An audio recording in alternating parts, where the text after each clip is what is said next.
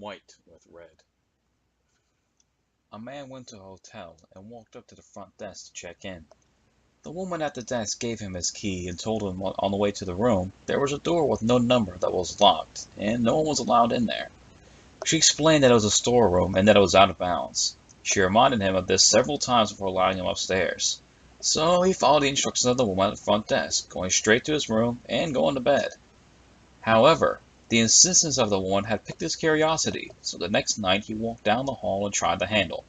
Sure enough, it was locked. He bent down and looked through the wide keyhole. Cold air passed through it, chilling his eye. What he saw was a hotel bedroom, like his, and in the corner was a woman whose skin was incredibly pale. She was leaning her head against the wall, facing away from the door. He stared in confusion for a while. Was this a celebrity? The owner's daughter? He almost knocked on the door out of curiosity, but decided not to.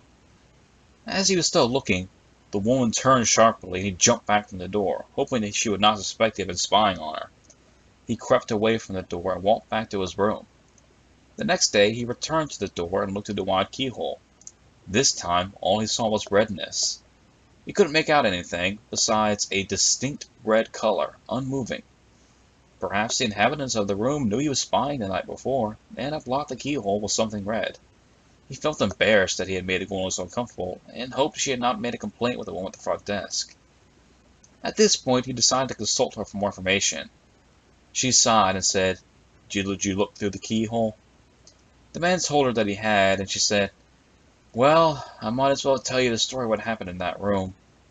A long time ago, a man murdered his wife in there, and we find that even now, whoever stays there gets very uncomfortable. But these people were not ordinary. They were white all over, except for their eyes, which were red.